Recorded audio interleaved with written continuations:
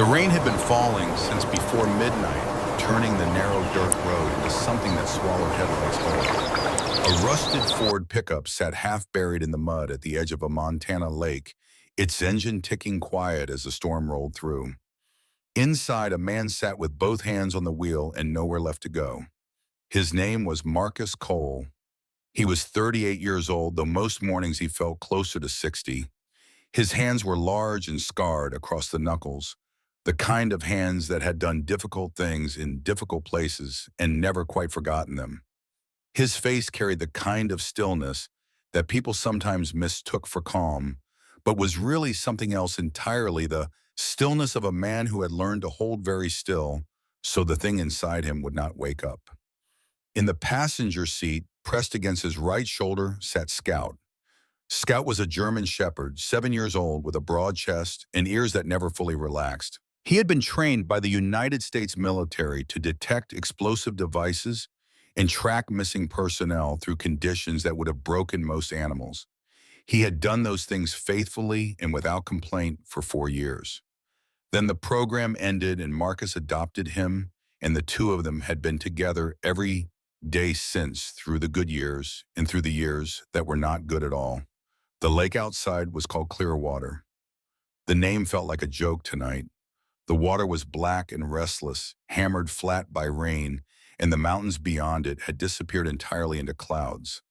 Somewhere on the other side of the lake, barely visible through the weather, was a dark shape that might have been a cabin. Marcus looked at it for a long time. Then he reached into the glove compartment and pulled out a folded piece of paper. It was soft along the creases from being opened and closed too many times. He unfolded it in the dark and read it by the dim green light of the dashboard, though by now he had memorized every word. Cave property, Clearwater Lake Road, $20, as is, no questions. Earl Dunning. He folded it back up, tucked it into his shirt pocket against his chest. Scout made a low sound in his throat, not quite a whine, not quite a growl. Something in between. His ears were forward and his eyes were fixed on the dark shape across the water. "I know," Marcus said. He opened the truck door and stepped out into the rain. To understand how a man like Marcus Cole ended up at the edge of a Montana lake with $20 and a German shepherd and nothing else worth mentioning, you have to go back. Not all the way back, not to the beginning, because the beginning was ordinary enough.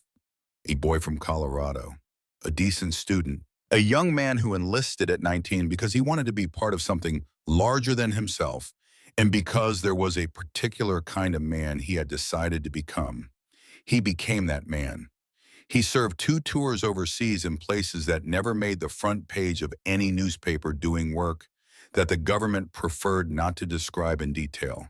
He was good at it not because he enjoyed it, but because he was careful and he was steady, and he understood in a way that some men never do, that fear is not the enemy. Fear is information. What you do with it is the choice. He came home with a chest full of medals and a mind full of things he could not explain to anyone who had not been there. He married a woman named Claire who was a school teacher and who laughed easily and who had a particular gift for sitting beside him in silence without making the silence feel heavy. She understood that some rooms in him were closed, and she never tried to force them open. She just kept the light on in the hallway. For a while it was enough. He worked private security in Denver, got promoted, built something that looked like a normal life from the outside. Scout joined them during those years, a retired military working dog who needed a home, and Marcus needed something that required care. They were a good match from the first day. Then Claire got sick. It happened the way those things happen, quietly at first, then all at once. 14 months from diagnosis to the end. Marcus took leave from work to be with her, and when she was gone, he went back to the job and found that he could not do it. Not because of incompetence, because something had come loose inside him, some load-bearing wall that Claire had quietly been holding up without either of them knowing it. The nightmares came back, the hypervigilance, the way a car backfiring 2 blocks away could send him to the floor of a grocery store with his heart running at combat speed. He had one bad episode at work and they let him go with a handshake and a thin envelope and a phone number for a counseling service he never called. One missed payment led to another. The apartment went. The savings went faster than he expected. He spent 3 weeks in a shelter in Denver before he realized that shelters were harder for him than the truck was, all those bodies and sounds and unpredictable movements in the dark. He packed what he could fit in the Ford and he left. That was 6 months ago. He and Scout drifted through Wyoming in the fall working day labor when they could find it fencing, hauling, clearing land. They slept in rest stops and on the edges of campgrounds where the fee collectors did not come after dark. Some nights they ate well. Other nights Marcus split whatever was in his pack with Scout and went to sleep still hungry, which he found easier to manage than he expected. Hunger was simple. He understood hunger. It was the dreams he could not manage. The dreams were not always of combat, which surprised people when he described them the few times he tried. Sometimes they were just of Claire, of her hands, of the particular way she used to stand at the kitchen window in the morning, with her coffee looking out at nothing, thinking thoughts she never shared. In the dreams, he would be standing right behind her, and he would reach out to touch her shoulder, and his hand would pass through her like smoke. And then the kitchen would be somewhere else, somewhere hot and loud. And there would be sweating where the linoleum had been. He would wake up with Scout pressed against him, heavy and warm, breathing slow. That was always how it ended. Scout pressing against him, breathing slow. He found the notice on a Tuesday in October, tacked to the corkboard outside a feed and supply store in a small town called Millbrook, in population just under 2,000 in the western foothills of the Bitterroot Range. The paper was yellowed at the edges, and the thumbtack holding it was brown with rust, but the handwriting was clear enough. Large, deliberate letters, the kind a man writes when he wants to make sure there is no misunderstanding. Marcus stood in front of it for a long time. $20 was what he had, not $20 left over. $20 total, folded in his front pocket beside his pocket knife, and a photograph of Claire that he had been carrying so long, the edges had gone soft as fabric. He pulled out the paper and read it again.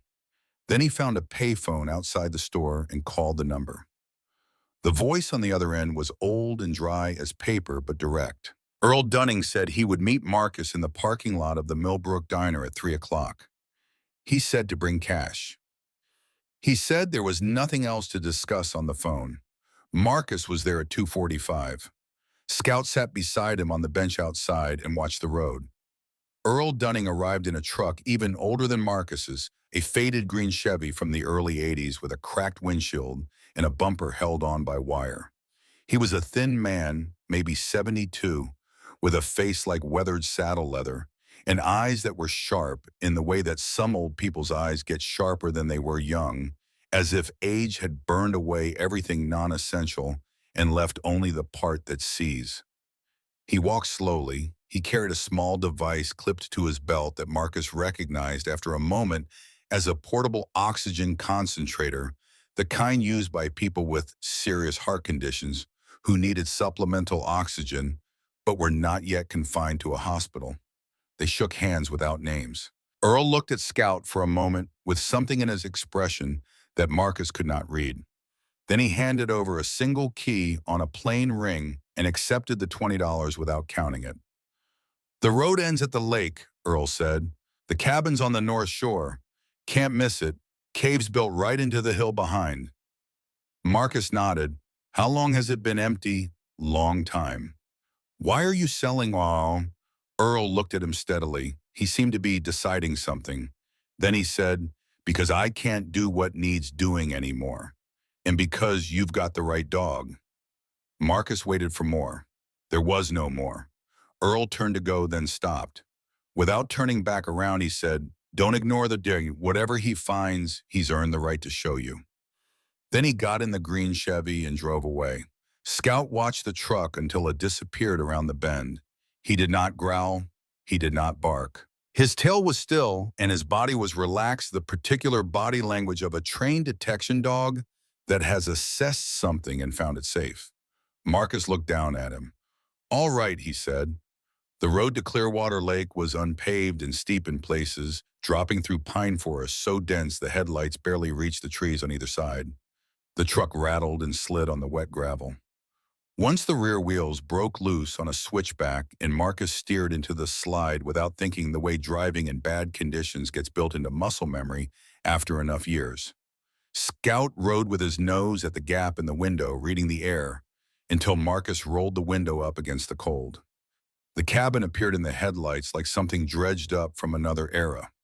Small and low-built of rough timber that had grayed over decades of weather, it sat on the north shore of the lake with its back pressed into a hillside of dark rock. The cave opening was visible behind it, a wide, irregular mouth of shadow where the hill receded with the cabin built right up against it like a front room built onto something older and stranger. The porch step was missing. 3 window panes were cracked. The door hung at a slight angle that suggested the frame had shifted over years of frost and thaw. A rusted hand pump stood beside the south wall, and a wood pile under a metal lean-to had mostly collapsed into rot. Marcus sat in the truck with the engine off for a moment looking at it. It was the ugliest thing he had ever considered calling home. He got out. Scout leaped down beside him and immediately began moving in careful, deliberate circles, the inspection pattern nose, low moving outward from the cabin door in expanding rings. Marcus let him work. Inside the cabin smelled of cold ash and damp wood and something mineral underneath a clean stone smell that rose from the cave beyond the back wall. A single main room with a wood stove, a small table, 2 chairs with cracked seats, a shelf that had partially separated from the wall. Beyond a low doorway, the cave itself wide and surprisingly deep, the ceiling rising to about 8 feet at the entrance and disappearing into darkness further back. The stone floor was cold under his boots, but the air held a faint warmth, the natural insulation of rock that had been absorbing heat from the earth for longer than the cabin had existed. He lit the wood stove with kindling from the only dry section of the pile and got a small fire going. He found a functional kerosene lantern on the shelf with maybe an inch of fuel left and lit that too. The cabin filled with the kind of thin golden light that makes broken things look almost bearable. Scout moved through every room. He checked the cabin methodically, then went through the low doorway into the cave and disappeared into the dark. Marcus could hear him, the soft pad of paws on stone, the occasional sound of him sniffing hard, the scratch of his nails changing direction. Then the sound stopped. Marcus lifted the lantern and went through the doorway. Scout was in the back left corner of the cave in the deepest shadow, sitting perfectly still. Not alert still, not tense still. Something else, the stillness of a day that has located what it was looking for and is now waiting for the human to catch up. His eyes, when the lantern light reached them, were fixed on the ground directly in front of him. Marcus crouched and held the lantern lower. The floor of the cave was solid stone throughout except for that one corner. In that single patch, maybe 3 feet by 3 feet, the surface was different. Darker, slightly lower than the surrounding rock. Packed earth and small stones pressed down smooth but visibly unmistakably different from the natural cave floor. Someone had filled that spot in. Deliberately, a long time ago. Scout looked up at Marcus, then back down at the ground. "Not tonight," Marcus said quietly. He straightened up. He was tired in a way that had no bottom to it. He needed sleep more than he needed answers. He put his hand on Scout's neck and felt the dog lean slightly into the touch. They went back to the main room. Marcus unrolled his sleeping bag on the floor in front of the wood stove and laid down with his boots still on. Scout curled beside him close enough that Marcus could feel the heat of him through the sleeping bag. The fire crackled. Rain moved across the roof in waves. Marcus stared at the ceiling and thought about nothing for a long time. This was a skill he had developed, not peace exactly, but the ability to hold the mind empty for a few minutes at a time to let the machinery idle. He was almost asleep when the first crack of thunder rolled across the lake. It happened fast, the way it always happened fast. The sound split something open in his chest, and he was no longer in Montana. He was somewhere else entirely, a place without color except the particular shade of orange that heat makes in certain kinds of light. There was weight on him, equipment, the smell of hot metal and dust, and something underneath that he had never been able to name. Voices shouting in a language he had learned to understand and would spend the rest of his life wishing he had not learned. A door, metal, being pulled open too fast. He was on his feet before he was awake. His back was against the cabin wall, and his hands were up, and there was nothing in front of him but firelight and shadows in the small ordinary room. Then Scout hit him. Not hard. Scout never hit him hard, but with full weight, all 68 pounds of him pressing his entire body against Marcus's legs and lower chest, warm and solid and absolutely present. The dog's breath was on his hands. Marcus could feel Scout's ribs expanding and contracting, slow, steady, deliberate breathing. He grabbed the fur at Scout's neck with both hands. The room stayed a room. He breathed. In for 4 counts, out for 4 counts, the technique a counselor had tried to teach him once, back when he still went to counseling. It had seemed useless at the time. It was not useless. Scout breathed. Marcus breathed. The fire crackled. After a while, maybe 2 minutes, maybe Marcus slid down the wall until he was sitting on the floor. Scout climbed partly into his lap, which he was technically too large to do, and Marcus let him. "Scout," he said. His voice came out rough. "I hear you." The dog pressed his nose against Marcus's jaw and held it there. Outside, the thunder had moved east. The rain was lighter now. Through the single south-facing window, Marcus could see the lake, black and restless, still but quieter. He sat there for a long time, one hand buried in Scout's fur, until the shaking in his arms stopped and his heart rate came down and the other place receded back to where it lived, which was somewhere behind his eyes in the dark. He did not sleep again that night, but he stayed on the floor with the pew and the firelight, and that was enough. In the gray morning, when the rain had stopped and the lake was the color of pewter and the pines dripped steadily in the silence, Marcus walked the perimeter of the property. He was not a man who walked anywhere without purpose, and his purpose here was to understand what he had bought: the cabin, the hillside, the narrow strip of shoreline, the tree line to the north and east where the forest came close. He walked it all with Scout ranging ahead of him, nose working, reading the ground the way he had been trained to read it. It was Scout who stopped first. He stopped at the northeast corner of the cabin near the base of the porch foundation and went still in the way. He went still when he found something. Nose down, one paw slightly raised. Marcus came up beside him and looked at what Scout had found.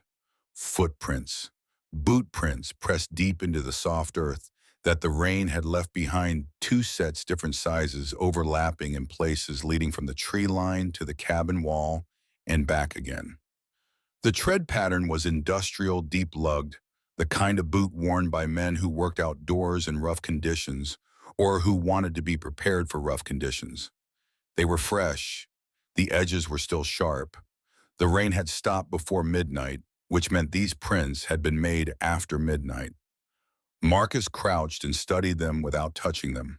He followed the trail with his eyes from the trees along the cabin wall around the north side toward the cave entrance and back into the forest. Whoever had made them had walked the full perimeter of the cabin, come close to the cave mouth, and then left. Not kids, not curious neighbors. The pattern was deliberate, the walk of someone doing reconnaissance. Scout looked up at him. His ears were flat back and his tail was low. "I know," Marcus said again. He put his hand briefly on the dog's head. "I see it." He stood up. He looked at the tree line for a long time. Nothing moved in it, but that meant nothing. Someone had known about this property, had been watching it, had come in the night after Marcus arrived to have a closer look. He went inside and made coffee on the camp stove he kept in the truck. He drank it standing at the window, watching the tree line, and thought about Earl Dunning's voice on the phone, dry and careful, and choosing every word. Don't ignore the dog, not you'll like the cabin, not it's a bargain, but don't ignore the dog, as if Earl Dunning had known something would need ignoring. The truck came on the third day in the early afternoon when Marcus was replacing the missing porch step with a board he had found under the collapsed woodshed. It was a black Suburban late model with tinted windows and clean tires that had no business being clean on a road like this one. It parked at the far end of the access road where the trees opened up and sat there for a moment before the driver's door opened.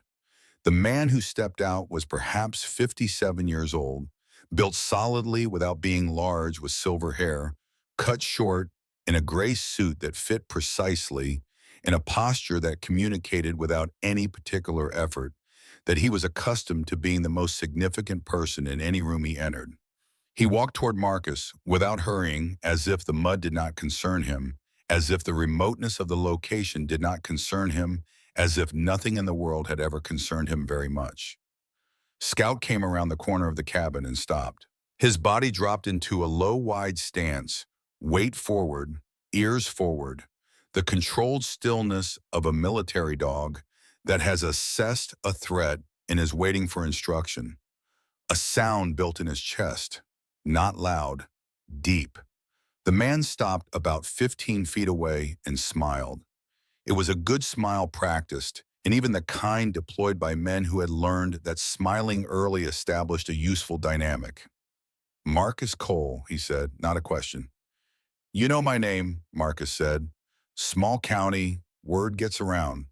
He put his hands in his jacket pockets casually, but Marcus noted it. "My name is Harlan Voss. I run a company called Voss Mineral Group. We have operations throughout western Montana." A brief pause. "We have an interest in this property." "It's not for sale." Harlan Voss nodded slowly as if this was a reasonable position he had considered in advance. "I understand, but I'd like you to hear a number before you decide that firmly." He mentioned a figure. $30,000. Cash, no delays, no paperwork complications, no need to involve anyone else. Marcus set down his hammer. "Who said there were complications?" Something moved behind Harlan Voss's eyes, quick as a fish in deep water, and then it was gone. Properties in this area often have title complexities. History, it can get burdensome. I'm offering you a way past all of that. Scout's growl deepened. He had not moved. He was still in that low forward stance, and his eyes had not left Harlan Voss's face. Marcus looked at his dog. Then he looked at Harlan Voss. "The answer is no," Marcus said. A long beat. Harlan Voss held his smile. He looked slowly and deliberately at the cave mouth behind the cabin.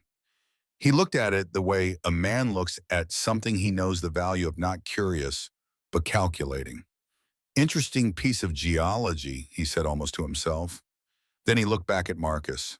"Some land carries more weight than it appears to, more history than people realize when they buy it." Another pause shorter. "I hope you find it worth the difficulty." He turned and walked back to the Suburban. He did not look back. The truck reversed smoothly onto the access road and disappeared into the trees. Scout stayed in his low stance for a full 30 seconds after the engine sound had faded. Then he straightened, shook himself once, and looked at Marcus. Marcus stood very still. He had spent enough years reading threat assessments to know what one felt like. Harlan Voss had not made a threat, technically speaking. Every word he had said could have been innocent. But the combination, the knowledge of Marcus's name, the cash offers, the pointed look at the cave, the careful mention of complications was not innocent. It was a map drawn in polite language of something that had been here before Marcus arrived and intended to still be here after he left. He picked up his hammer. He finished the porch step. But he was thinking about Earl Dunning's thin voice on the phone. "Don't ignore the dog." And he was thinking about the footprints in the mud at the base of the porch.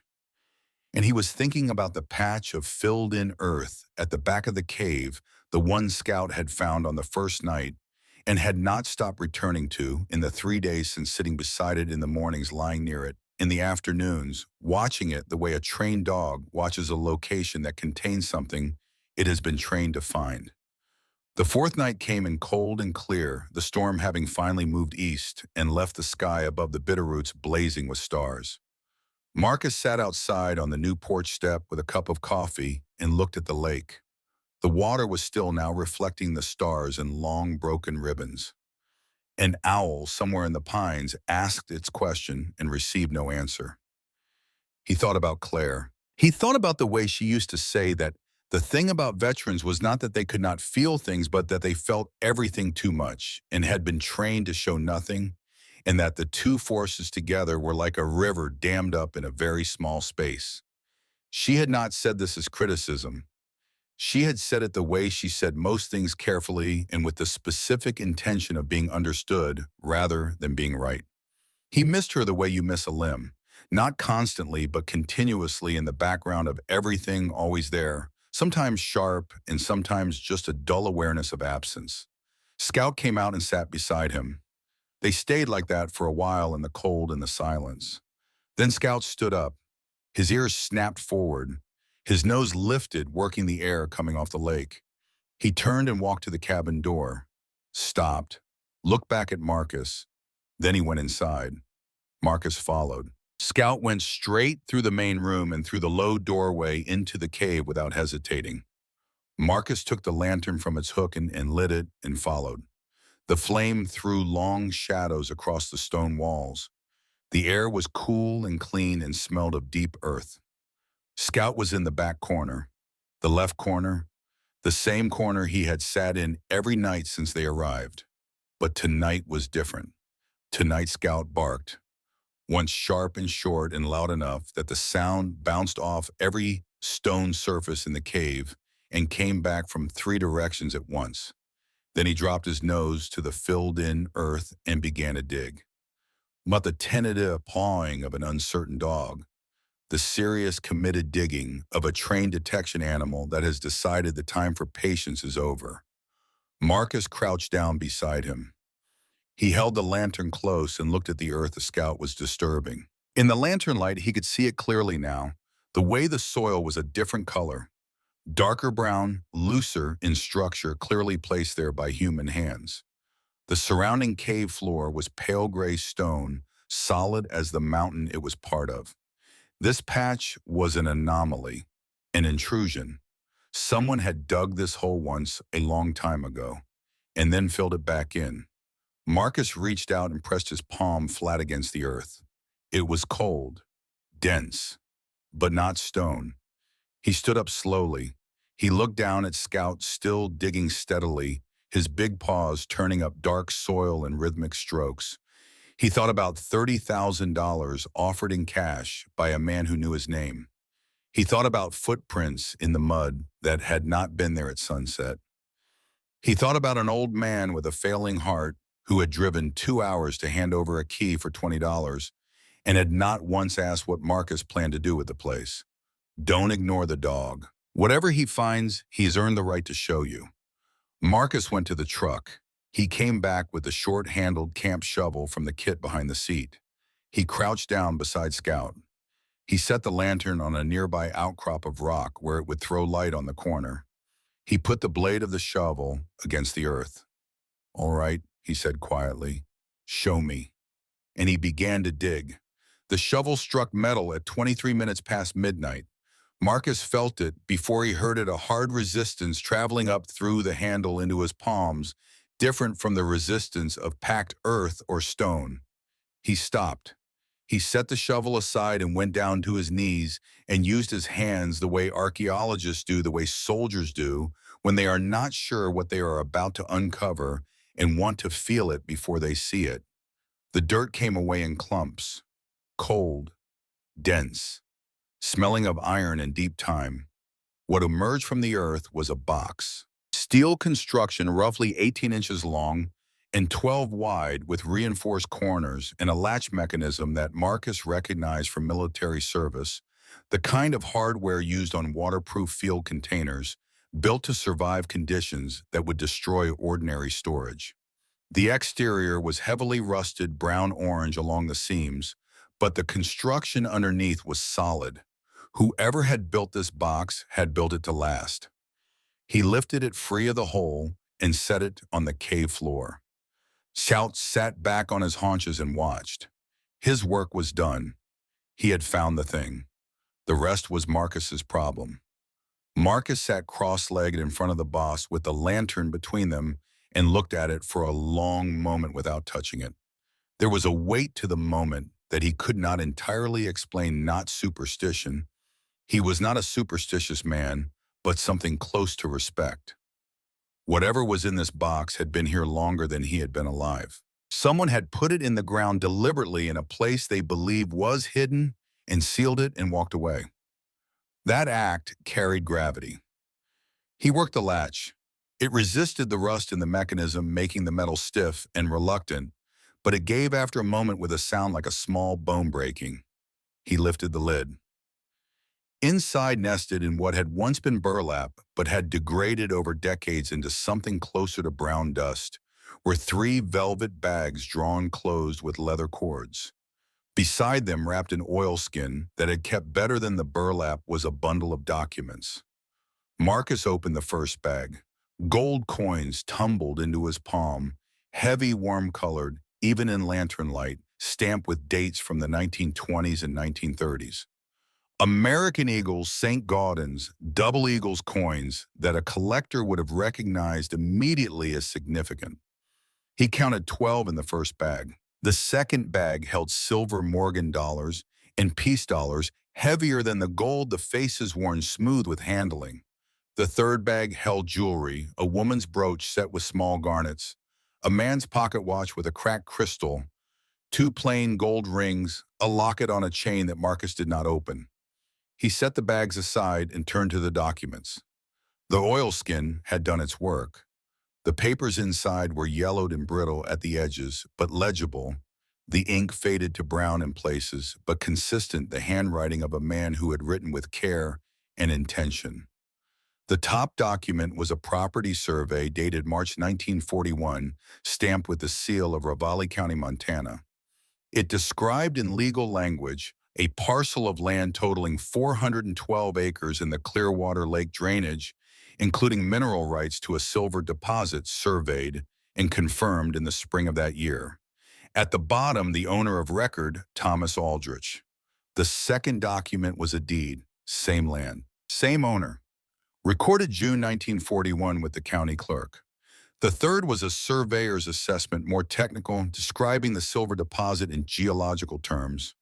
Marcus did not fully understand, but at the bottom was a line he understood completely.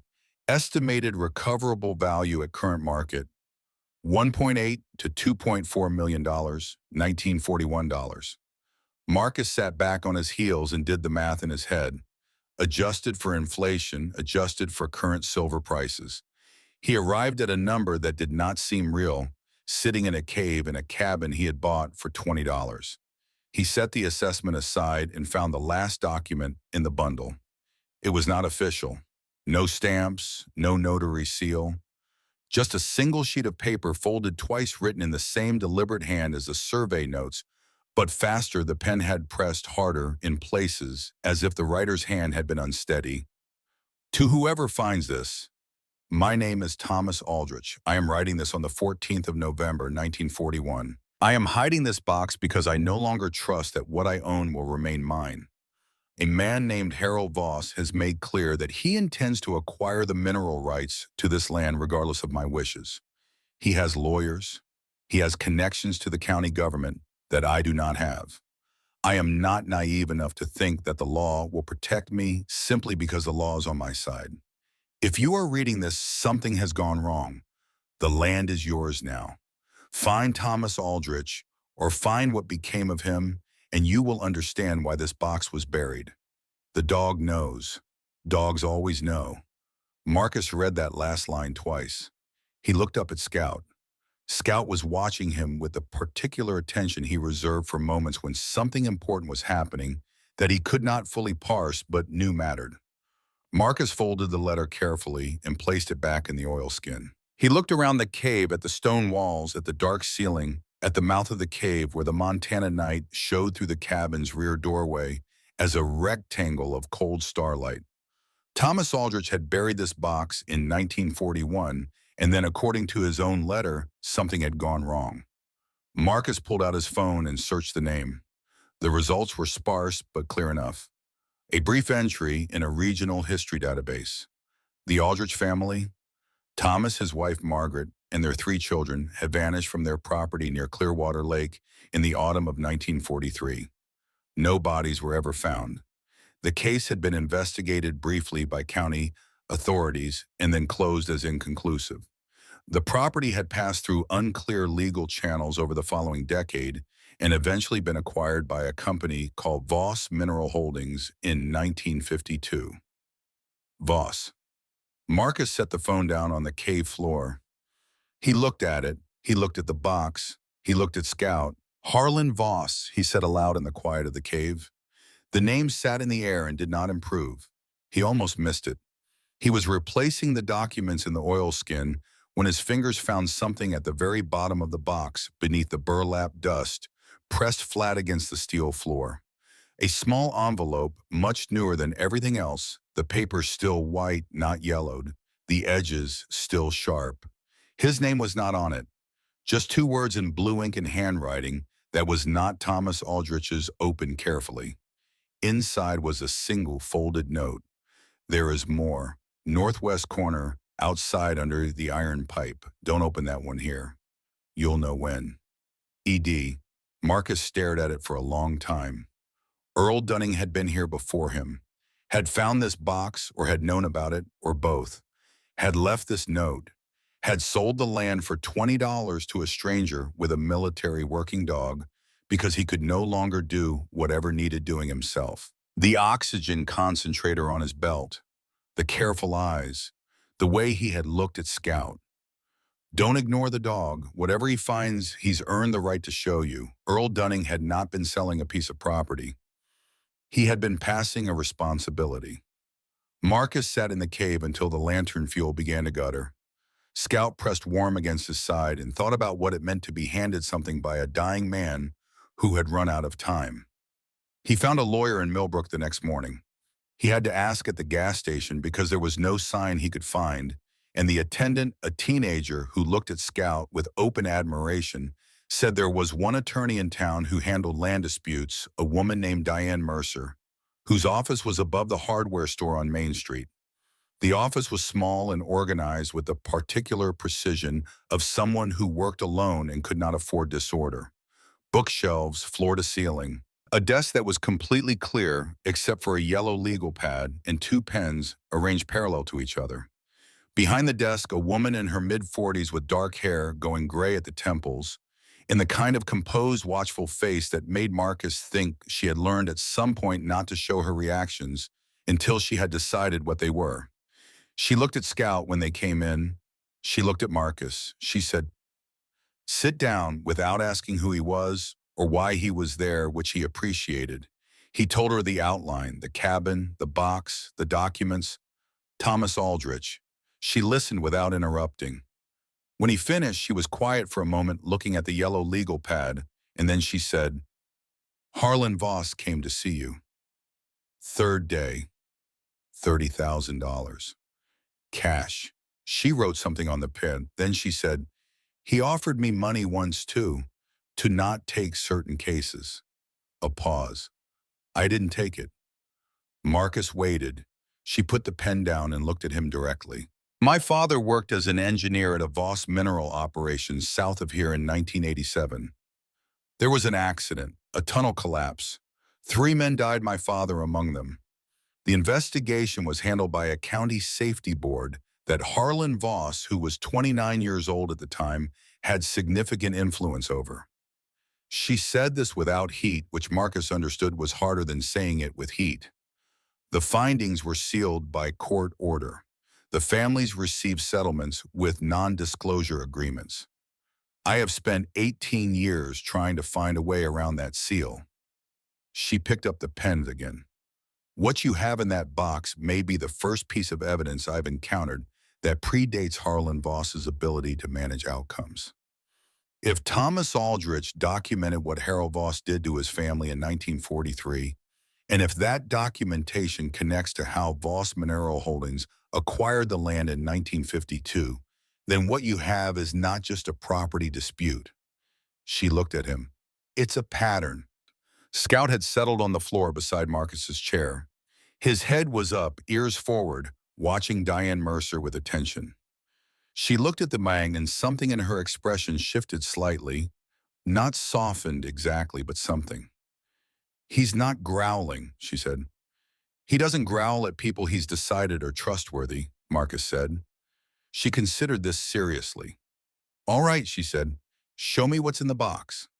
The papers from the box were spread across her desk when her phone rang. She looked at the screen, set it face down without answering, and looked back at the survey documents. The 1952 acquisition, she said, tapping the deed with one finger. Voss Mineral Holdings filed that with the county clerk using a contract that claimed Thomas Aldrich had signed over mineral rights in a private transaction. She pulled a folder from the shelf behind her desk and opened it. I have a copy of that contract. Got it through a public records request 3 years ago. She laid it beside the survey. Thomas Aldrich's signature appears on a document dated April 1952. Thomas Aldrich disappeared in autumn 1943. He could not have signed anything in 1952. The room was quiet. That's fraud, Marcus said. It's worse than fraud, Diane said. If Thomas Aldrich was dead and Harold Voss knew he was dead, and Harold Voss signed his name on a legal document in 1952, anyway, that's evidence of consciousness of guilt. It means Harold Voss knew what had happened to the Aldrich family because a man cannot forge the signature of someone he believes might eventually appear and contest it. She closed the folder. Harold Voss didn't forge Thomas Aldrich's name because he was careless. He forged it because he was certain the Aldriches would never come back. Marcus sat with that for a moment. What do I do next? He said. Tonight, nothing. Tomorrow. She paused. Earl Dunning's note mentioned a second location. Northwest corner, iron pipe. Don't touch it yet. Not until I've filed a protective order on the property. If Harlan Voss has any indication that you found the first box, he may try to access the property before we can establish legal standing. She began writing on the legal pad. Go back to the cabin. Lock what you have. Don't discuss this with anyone in town. She looked up. And keep the dog close. He drove back to Clearwater through the afternoon. The sky over the mountains was a hard, clear blue, and the road through the pines threw long shadow bars across the truck hood. Scout rode with his head up, watching the forest. Marcus was 2 miles from the cabin when he saw the Suburban. Black, late model, clean tires, parked in a logging turnout just off the main road, engine off, no visible occupant. The same vehicle or one identical to it, positioned at an angle that gave the driver a clear view of the road toward Clearwater Lake. Marcus drove past without slowing. He watched the Suburban in his rearview mirror. It did not move. Scout had seen it too. He was facing backward through the rear window, stiff and focused. I know, Marcus said. At the cabin, he walked the perimeter before going inside. The footprints were back, new ones overlapping the old maid since he had left that morning. 2 sets again, same industrial tread, but this time they had come closer to the cave mouth. One set showed clear impressions of someone crouching, deep toe marks, flattened heel, as if they had knelt at the cave entrance and looked in. Marcus went inside and checked the box. It was where he had left it, pushed beneath the wood stove, undisturbed. He made coffee and sat at the table and thought. 3 nights later, the power went out. There was no storm to explain it. The sky was clear and the temperature had dropped to the low 20s, but there was no wind to speak of. Marcus woke to complete darkness at 2 in the morning, Scout already on his feet, moving to the door. He pulled on boots and jacket and went outside with the flashlight. The power line that ran to the cabin from a junction box at the road had been cut. Cleanly at a point about 40 yards into the trees, not snapped by weather or wildlife, but severed with a tool. The cut ends of the wire were bright copper in the flashlight beam, exposed metal still almost shiny. Marcus stood in the cold and looked at the cut wire and then looked at the trees around him. Scout was working in slow circles, nose down, reading the ground. He stopped twice, both times at boot prints, the same industrial tread pressed firm and deep into the frozen ground. Two sets, coming from the road, going back to the road. He went back inside and sat with the flashlight and the camp lantern and did not sleep for the rest of the night. At 7 in the morning, he drove to town and found Sheriff Colt Deering at the diner on Main Street. Colt Deering was 52 and built like a man who had once been athletic and had let it settle into something denser and more permanent with age. He had a face that was not unkind but was professionally skeptical, the expression of a man who had spent enough years hearing one-sided stories that he no longer accepted any story at face value. He listened to Marcus's account of the cut wire and the footprints without comment, drinking his coffee. When Marcus finished, Deering set the mug down and said, "You file a report yet?" "No, came here first." Deering nodded slowly. "The Voss family has been doing business in this county since before I was born. That's not a threat, and it's not a recommendation. It's context." He looked at Marcus steadily.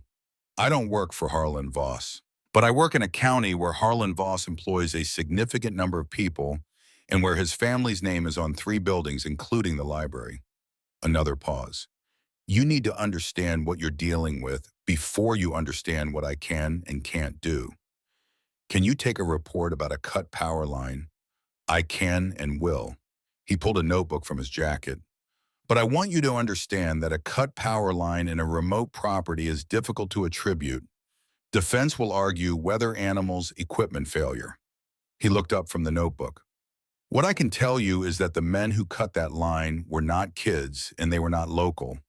I've seen that boot pattern before on a trespassing call at another property Voss had an interest in 2 years ago." He wrote something in the notebook. "That doesn't leave this conversation until I decide what to do with it." Marcus nodded. "Get a lawyer," Deering said. "Already have one." Something shifted in the sheriff's expression, almost approval. "Mercer." "Yes." Deering capped his pen. "Then you might be all right." He stood, dropping money on the table for his coffee. "Keep the dog close, Cole. I mean that." It was Scout who led him to the second location. Marcus had known where Earl's note pointed, the northwest corner, the iron pipe, but he had waited for Diane's protective order to be filed. 3 days of patience that had cost him sleep. The morning the order came through, he went outside in the thin early light with the camp shovel and found Scout already there, standing at the northwest corner of the cabin's exterior, nose pointed at the ground near a length of iron pipe that emerged from the earth at an angle, an old water line from a hand-dug well that had long since gone dry. The dog looked at him over his shoulder. "All right," Marcus said. "Together." He dug carefully, following the pipe down, scooping earth away from both sides until the shovel found resistance at about 18 inches. A tin container, smaller than the first box, the size of a large shoebox, soldered shut along the seam. He carried it inside. Opening the soldered seam took a screwdriver and 15 minutes of careful work. Inside, wrapped in wax cloth that had kept better than anything in the first box, were 2 items. The first was a photograph. Black and white, printed on heavy paper stock, dated on the back in pencil, August 1943. Thomas Aldrich stood in front of the cave mouth, younger than Marcus had imagined him, perhaps 40, with a broad open face and a posture of contained confidence. Beside him, close enough to suggest familiarity, stood a younger man in a well-cut suit. The younger man was smiling. On the back, in Thomas Aldrich's handwriting, HV last meeting. "He still thinks I will sign. He will be back. Harold Voss," Harlan's grandfather, standing beside Thomas Aldrich 2 months before the family vanished. The second item made Marcus go completely still. It was a recording device, a wire recorder, the kind used in the late 1930s and 1940s, small enough to fit in a large coat pocket, with a spool of thin steel wire wound around a take-up reel. The machine was tarnished but intact. A handwritten label on the side in Thomas Aldrich's hand, November 12th, 1943. 2 days before he had written the letter in the first box. Marcus sat back and looked at the machine in the lantern light. His hands were perfectly steady, which surprised him. There was something almost sacred about holding an object that a man had trusted with a truth he was afraid would die with him. He called Diane. She arrived within the hour, and when she saw the wire recorder on the table, she sat down in the chair across from Marcus and was quiet for a long moment. "If there's a recording on that wire," she said, "and if it's recoverable, can it be recovered? There's a professor at the University of Montana in Missoula. He specializes in early audio restoration. I've spoken to him before for another case that didn't go anywhere." She reached out and touched the side of the machine without lifting it. "He restored a wire recording from 1938, 2 years ago. The wire on this one looks intact." She pulled her hand back. "Marcus, if Thomas Aldrich's voice is on this wire, and if he documented what Harold Voss did..." She stopped. "Say it," Marcus said. She looked at him. "Harlan Voss has spent 30 years building a version of history in which his family's wealth was legitimately acquired. If this recording contradicts that, not just the land deal but the disappearance, he doesn't just lose the mineral rights to your property. He loses everything. The company, the reputation, possibly his freedom." A pause. "And he will know that too." His scout had moved to the table. He put his chin on the edge and looked at the wire recorder with the same focused attention he had given the iron pipe and the filled-in earth. "How long to get the professor?" Marcus asked. "I'll call tonight. 3 days, maybe 4. She stood up. "Lock that machine somewhere. He can't reach it. Not in the cabin. Take it with you in the truck." She was already moving toward the door. Then she stopped. "There's something else," Marcus said. She turned. "The photograph. Look at the back." She picked it up and read the inscription. Something moved across her face, the expression of someone receiving information that confirms what they already knew, but had not wanted to be certain of. "He was there," she said. "Harold Voss was at that property 2 months before they disappeared." She set the photograph down carefully. "And Harlan has been telling anyone who will listen that his grandfather bought this land from the Aldrich family in a legitimate private sale." She picked up her bag. "A man cannot buy land from people he watched disappear." She left. Marcus heard her car on the gravel road fading into the pines. He sat alone in the cabin with the lantern and the wire recorder and Scout breathing slow beside him. Outside, without warning, a sound metal on wood, sharp and close. Something against the side of the cabin. Marcus was on his feet before the echo died, his body moving through the dark room, without thought operating on the training that lived below thought. He came around the north corner of the cabin in time to see 2 shapes moving fast from the cabin wall toward the tree line. Big men moving with purpose, dark clothing, faces covered. Scout blew past him. He had never heard Scout make the sound he made then. Not the controlled warning growl of surveillance, not the sharp alarm bark of alerting, but something older and rawer. A sound that belonged to what the dog had been before training, before the military, before any of it. He hit the nearest man at full speed, 68 pounds of German Shepherd, at a dead run, and took him to the ground. Marcus was 3 steps behind. What followed was brief and not complicated. 2 men against a former Navy SEAL who had not forgotten anything. The second man ran when he saw what was happening to the first. The one Scout had taken down was on the ground. Scout's jaws closed on his forearm, not biting through, holding the trained restraint of a bull that knows the difference between stopping and destroying. The man was large, and he was frightened, and he was making sounds that had no words in them. Marcus looked down at him. "Who sent you?" he said. The man did not answer. Marcus took out his phone and called Deering. Then he looked at Scout. The dog was breathing hard, sides heaving, but his grip was absolutely steady. "Good," Marcus said. "Hold." And then he saw it, Scout's left side under the rib cage, dark wet against the dark fur. In the struggle, the man had managed one blow with something heavy. A flashlight, it turned out later. The gash was deep enough to need stitching.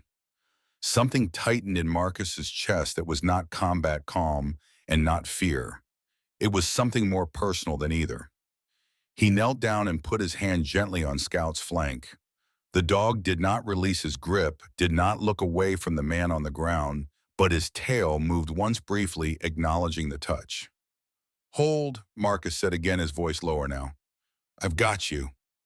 Deering arrived in 14 minutes. He looked at the scene, the man on the ground, Scout holding him, Marcus standing over both of them, and did not say anything for a moment. Then he said, "This time I'm writing all of it down."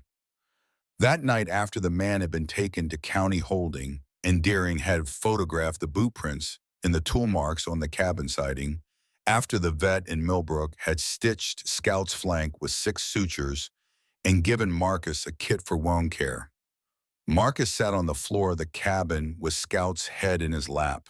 The dog's breathing was slow and even. The local anesthetic had worn off, and Marcus could tell from the slight stiffness when Scout shifted that it hurt, but the dog made no sound about it. He lay with his head on Marcus's thigh and his eyes half closed, simply present in the way he was always present, unconditionally, without complaint, without any apparent concept of personal cost. Marcus ran his hand along the uninjured side.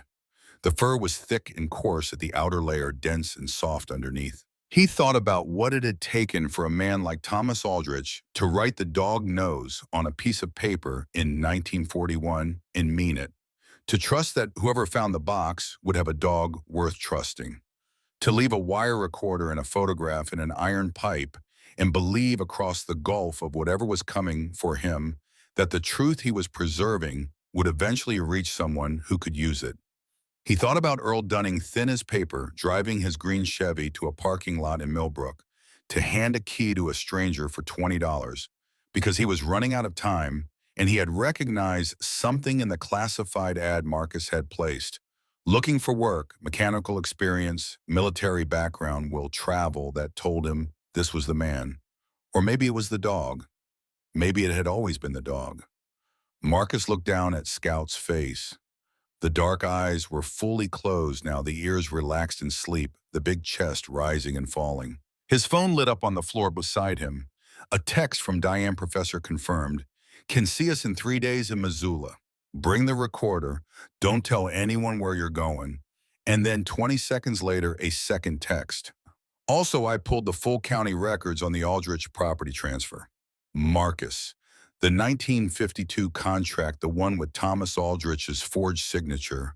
The notary who witnessed it worked exclusively for Harold Voss's company for 11 years.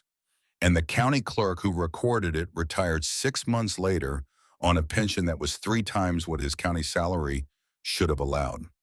A pause, and then, "This goes deeper than one family." Marcus set the phone face down on the floor. He put his hand on Scout's side, gently feeling the slow rhythm of the breathing, the warmth of the living animal under his palm. 3 days, he said quietly. Scout's ear twitched in sleep.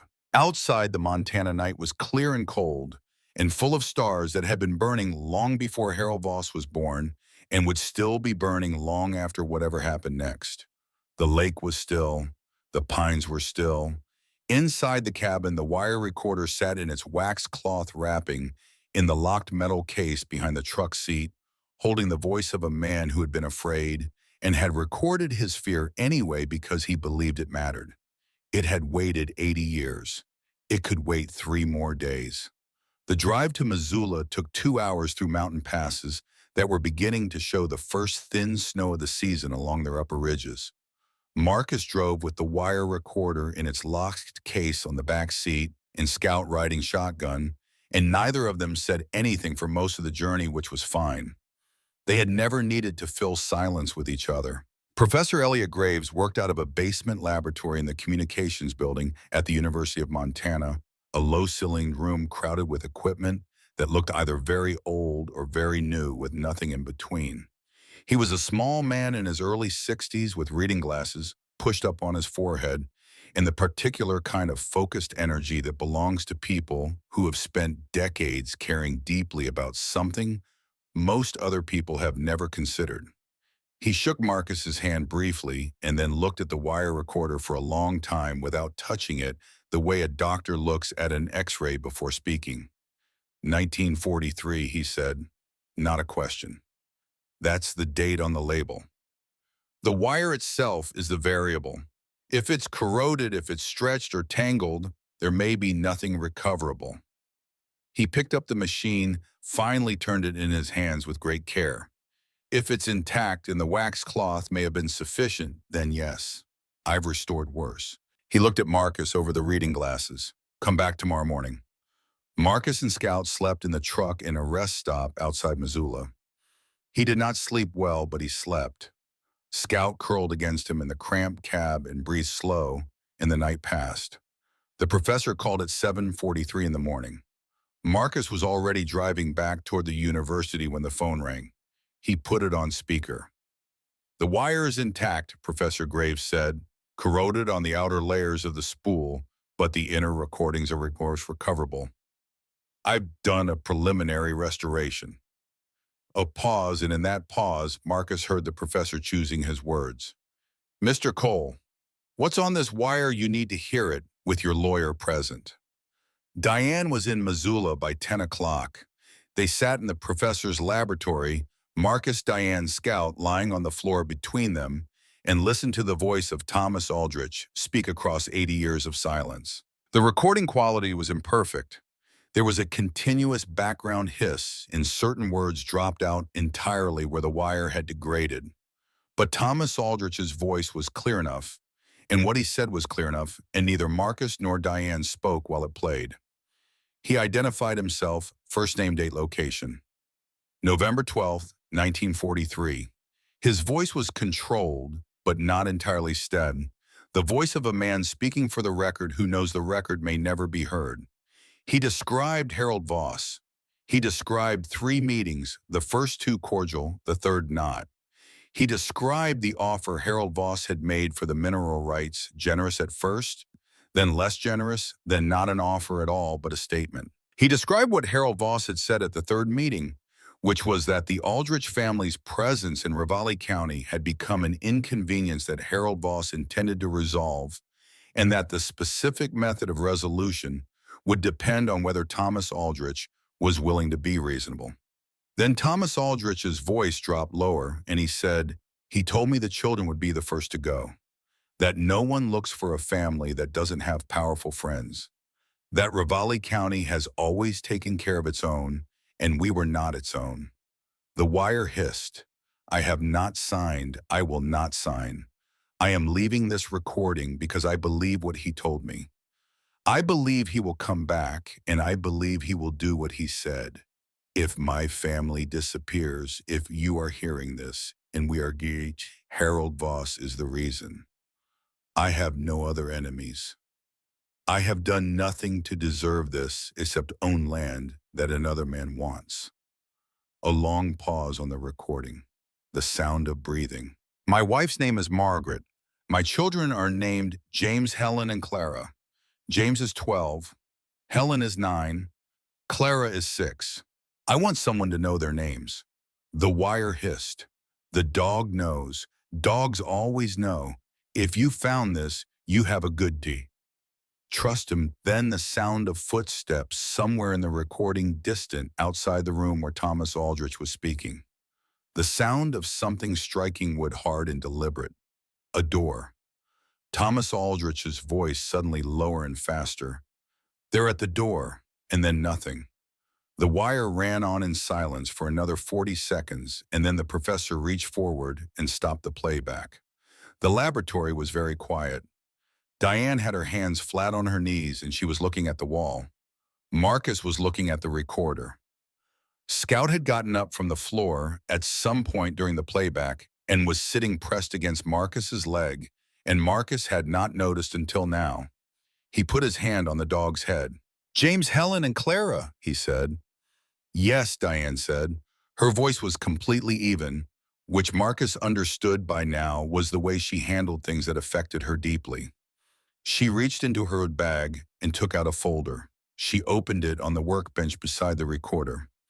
Inside were documents she had gathered over the preceding days: the forged 1952 contract, the notary records, the county clerk's pension documentation, the surveyor's original 1941 assessment, the photograph of Harold Voss at the cave mouth in August 1943. She laid them in a row. 3 months after this recording, she said, the Aldrich family was gone. 9 years after that, Harold Voss filed a contract bearing Thomas Aldrich's forged signature to establish legal ownership of the land. She tapped the photograph.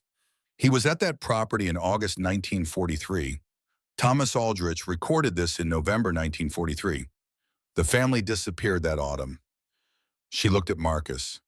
Harold Voss did not buy this land. He took it. And then he wrote a dead man's name on a piece of paper to make it look like a purchase. She began stacking the documents back into the folder.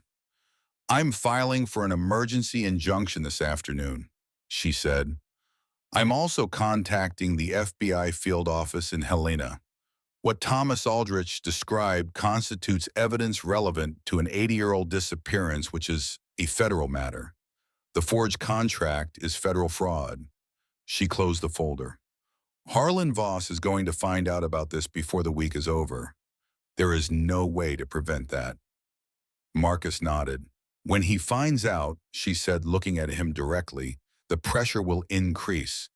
Whatever he did before the cut wire the men at the cabin, that will look mild by comparison. He has a great deal more to lose now. I know. She held his gaze for a moment. Are you ready for that? Marcus thought about the men in the dark outside the cabin. He thought about Scout's ribs under his hands, the dark wet against dark fur. He thought about Thomas Aldrich, alone in a room with a wire recorder, speaking to no one, asking only that someone remember his children's names. Yes, he said. The hearing was set for the second week of November in the Ravalli County Courthouse in Hamilton, a small building of pale stone that had been administering local justice since 1909, and looked it. The gallery filled an hour before the scheduled start. Marcus had not expected that. He had not expected the pickup trucks in the parking lot, the men in work jackets, in worn boots, the older women with folded hands. Millbrook was a small town, and small towns run on story, and this story had been running for 3 weeks through every diner and gas station and hardware store in the county. Harlan Voss arrived with 3 lawyers in suits that cost more than most of the gallery's combined wardrobes. He did not look at Marcus when he entered. He sat with perfect posture at the respondent's table and spoke in low voices with his legal team and showed nothing on his face. He was, Marcus thought, very good at showing nothing on his face. He had probably been doing it his whole life. Marcus sat at the petitioner's table with Diane on his left and Scout on the floor to his right. Scout's stitches had come out 4 days earlier. The fur over the scar was growing back unevenly, the new growth shorter and slightly lighter than the surrounding coat.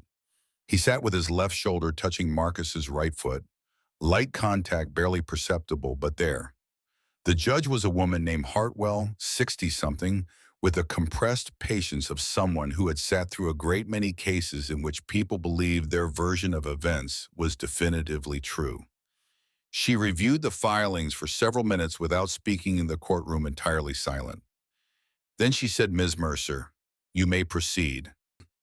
Diane presented the evidence in the order they had discussed, ascending order of impact, each piece laying the foundation for the next. The property survey of 1941. Thomas Aldrich's name on a deed recorded with Ravalli County. The land was his. That was the foundation. The photograph from August 1943. Harold Voss at the Clearwater Lake property, standing beside Thomas Aldrich. Taken 3 months before the family disappeared. That established presence and relationship. The forensic document analysis performed by an examiner Diane had retained in Billings. The 1952 contract the One Voss Mineral Holdings had used to establish ownership bore a signature that did not match any verified sample of Thomas Aldrich's handwriting and showed characteristics consistent with a signature produced by a different individual attempting to replicate handwriting from a secondary source. The notary stamp on the document belonged to a notary employed exclusively by Harold Voss's company. The county clerk who recorded it had received a pension supplement 3 times his normal entitlement 6 months after filing. That established fraud. Harlan Voss's lead attorney objected twice during this portion, both times on technical grounds, both times overruled. Then Diane said, "Your Honor, the petitioner requests permission to play an audio recording recovered from the Clearwater Lake property." The courtroom shifted. Not loudly, a general movement, a collective adjustment of attention. The judge looked at the respondent's table. "Objection." The lead attorney conferred briefly with Harlan Voss. "We object to the admissibility of a recording of unknown provenance and unverified authenticity. The recording has been authenticated by Professor Elliot Graves of the University of Montana, whose credentials and methodology are documented in Exhibit 14, Diane said. The recording device has been dated to the early 1940s by materials analysis. The voice print has been analyzed and is consistent with recordings of Thomas Aldrich's business correspondence preserved in the Ravalli County Historical Archive." Judge Hartwell looked at both tables for a moment. "I'll allow it," she said. Diane nodded to the professor, who had come from Missoula and sat in the front row of the gallery with a small portable playback device. He pressed play. Thomas Aldrich's voice filled the courtroom. Marcus had heard it twice now. He had thought that familiarity would make it easier. It did not. There was something about hearing it in this room, the wooden benches, the pale stone walls, the people who had driven from Millbrook and Hamilton and places further out to sit and listen, that made it land differently, more completely, as if the courtroom were the room this recording had always been meant to reach and had simply been waiting to find. The gallery was absolutely silent. He told me the children would be the first to go. Marcus looked at the table in front of him. He pressed his boot slightly against Scout's shoulder. The dog pressed back. "My wife's name is Margaret. My children are named James, Helen, and Clara." In his peripheral vision, he saw a woman in the back row of the gallery put her hand over her mouth. He did not look directly at her. He did not know who she was yet. They're at the door. The silence after the recording ended was the particular silence of a room full of people who are not ready for sound yet. It lasted perhaps 15 seconds. It felt much longer. Harlan Voss was looking at the table in front of him. His hands, which had been loosely clasped throughout the proceedings, were now pressed flat against the wood finger spread. It was the first involuntary thing Marcus had seen him do. Judge Hartwell cleared her throat. What happened next was not a trial, it was a hearing, and hearings have a different rhythm, more procedural, less dramatic.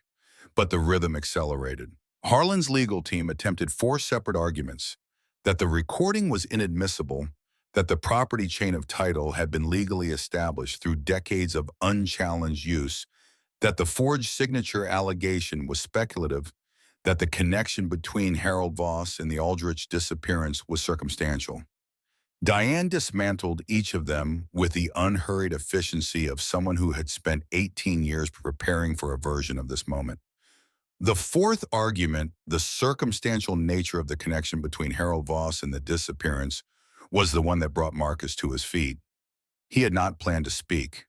There was no point in the proceedings where it was his turn to speak. He simply stood up, and Diane looked at him with an expression of professional alarm, and he said, "Your Honor." The judge looked at him over her glasses. "I'm sorry," he said. "I know this isn't the time, but I need to say something." A long pause. Then briefly, "Mr. Cole." He stood at the petitioner's table and did not look at Harlan Voss and did not look at the gallery. He looked at the judge. "I served in the United States military for 15 years, he said. "I've been in situations where the facts were clear and the outcome wasn't, and where powerful people use that gap to avoid accountability. Thomas Aldrich was not a soldier.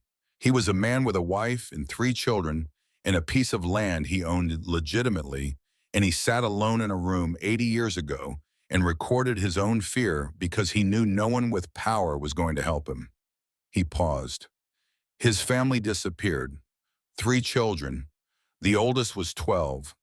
No one was ever held accountable. The man who took his land filed a forged document 9 years later and built a company on it and passed that company to his grandson, who was sitting in this room today. He stopped. I'm not asking for anything beyond what the law provides. I just want it on record that I know what this is. And I think everyone in this room knows what it is. He sat down. The courtroom was quiet. Scout put his chin on Marcus's knee under the table. Judge Hartwell delivered her ruling 40 minutes later, after a recess in which Marcus sat outside on the courthouse steps in the November cold and drank bad coffee from a vending machine and watched Scout pace the small strip of dead grass at the base of the steps. The ruling was not complicated because the evidence had not been complicated. She dismissed all claims by Voss Mineral Group to the Clearwater Lake property with prejudice. She confirmed Marcus Cole as the sole legal owner of the 412 acres, including mineral rights.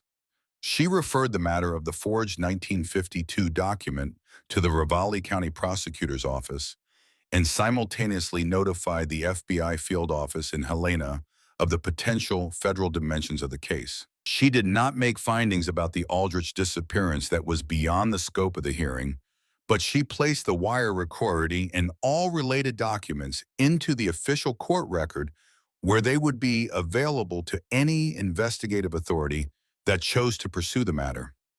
She looked at Harlan Voss's table one final time before closing.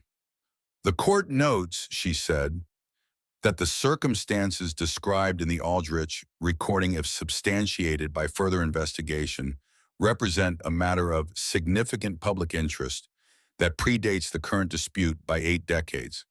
The court encourages relevant authorities to treat it accordingly. She closed the folder. The gavel came down. Harlan Voss passed Marcus in the corridor outside the courtroom. He stopped.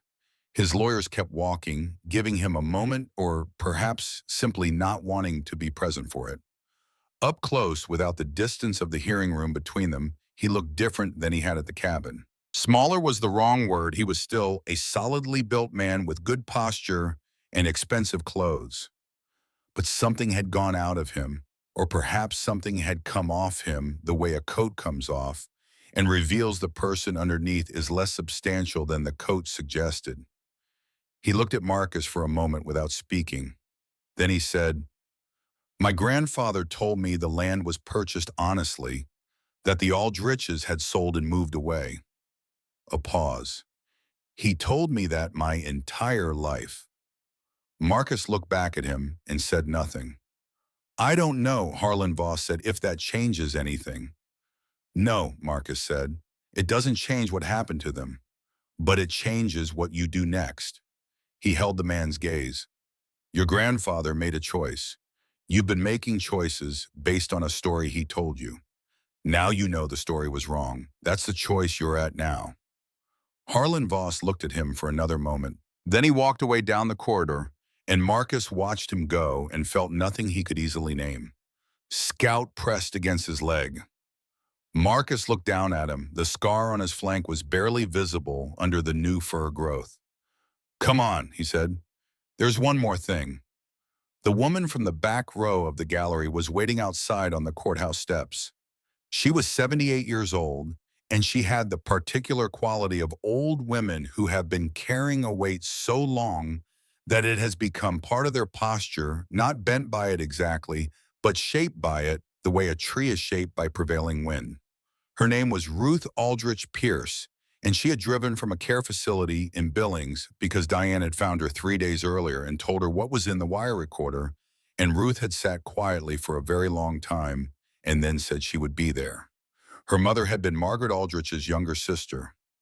Margaret had married Thomas and moved to Montana. Margaret's sister had married and moved to Oregon and had a daughter named Ruth, born in 1947, 4 years after the family at Clearwater Lake disappeared. Ruth had grown up knowing almost nothing about her Montana relatives, except that her mother cried sometimes when the subject arose and would not explain why.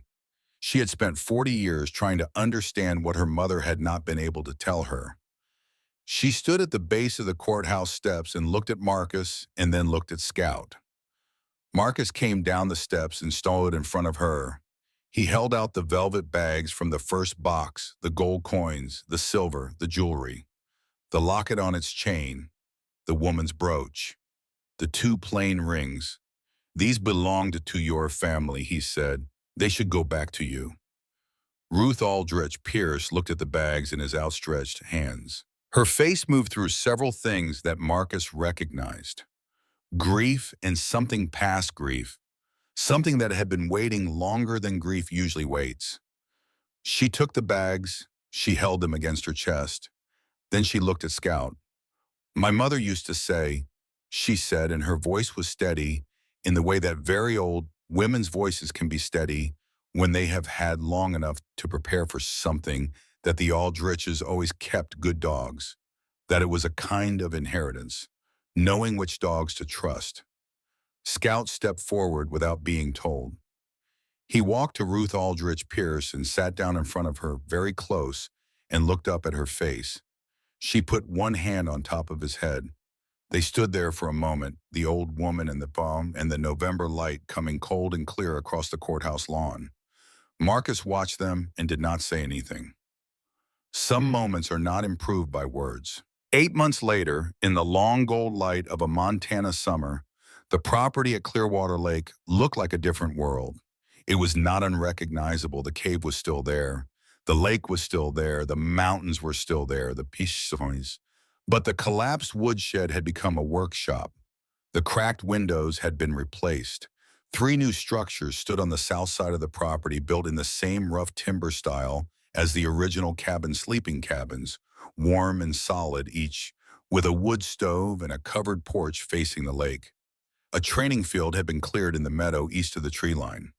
The sign at the road said Cole Aldrich Veterans Retreat. The name had been Marcus's idea, and Ruth had accepted it with a phone call, in which she said nothing for a long moment and then said yes in a voice that required no elaboration. The mineral rights had been leased to a small Montana company with a documented record of responsible extraction practices. The income was not large by Voss Mineral Group standards, but it was steady, and it was clean, and it funded the retreat's operating costs with enough left over to keep the sliding scale fees accessible to veterans who had come back from the same kinds of places Marcus had come back from and found the same doors closed. The FBI investigation into the Aldrich disappearance was ongoing. Harlan Voss had been charged with federal fraud related to the 1952 document and was cooperating with investigators in exchange for considerations his lawyers had negotiated. Whether the investigation would ever fully resolve what had happened to Thomas Aldrich and his wife and 3 children in the autumn of 1943 was not certain. Marcus had been told by the agent leading the case that certain things become very difficult to prove across 80 years of elapsed time. But Thomas Aldrich's voice was in the court record. His children's names were in the court record. The recording had been covered by a reporter from the Missoula paper whose story had been picked up by the wire services, and for 2 weeks in November, it had been read by people in places Thomas Aldrich had never been and would never know about. His family had not been forgotten. That was the thing Marcus kept returning to. Whatever else happened or did not happen, they had not been forgotten. It was Scout who led him to the last thing. It was a Tuesday morning in late June, early light, the lake flat as glass and the mountains still holding a thin stripe of last winter's snow at their highest points. Marcus was doing what he did most mornings now, walking the perimeter of the property, checking fences, noting what needed attention, the small repetitive maintenance of a place that had become, without him, entirely deciding it a home. Scout ranged ahead of him, working the ground in the easy, undirected way he moved when he was not on task, but still reading everything. They reached the back of the original cave, the far interior, the section behind where the first box had been found, a part of the cave Marcus had not dug or disturbed because there had been no reason to. Scout stopped. He turned and looked at Marcus. Then he looked at the ground. Then he looked at Marcus again. Not the alert posture of a detection dog on task, something softer than that, something that reminded Marcus of the way Scout had looked at him in the early days in the truck, in the rest stops, in the campgrounds, the look that was simply, I am here, and there is something here, and I think you should know about it. All right, Marcus said. He did not have a shovel. He used his hands. The soil in this corner was shallow over a stone shelf, and it took only a few minutes to find what was there. A wooden box small the size that might hold a single deck of cards with room to spare, sealed with a strip of electrical tape that was relatively recent. Not Thomas Aldrich's time, more recent than that. He sat back on his heels and looked at it. The lid came off easily. Inside, wrapped in a piece of cloth that he recognized after a moment as a scrap cut from an old flannel shirt, the blue-gray, kind worn soft, was a ring. A woman's ring. Gold band, simple, with a small setting holding a modest stone. Not expensive. Chosen by someone who knew the person receiving it well enough to know she would not want expensive. He knew this ring. He had put it on Claire's finger on a September afternoon 11 years ago in a small courthouse in Denver with two witnesses they had borrowed from the clerk's office because they had wanted to do it quietly, just the two of them, without fuss. He had lost it in the months after she died. He had looked for it and not found it, and eventually concluded it was gone with everything else that had been lost in those months, and he had stopped looking. He sat on the cave floor with the ring in his palm and tried to understand how it had come to be here in this cave in Montana in a box he had not put there. He could not understand it. There was no rational path from his apartment in Denver to this cave floor. He traced every possibility and none of them held. Under the ring, folded small, was a piece of paper. The handwriting was Claire's. He would have known it anywhere, the particular slant and spacing of it, the way she crossed her T's with a slight curve. Wherever you end up, this is where I'll find you. He sat in the cave for a long time. Outside, the lake was still and the light was moving across the mountains, the way summer light moves in Montana, slowly, thoroughly, as if it has nowhere else to be. He did not try to explain it. He had explained enough things.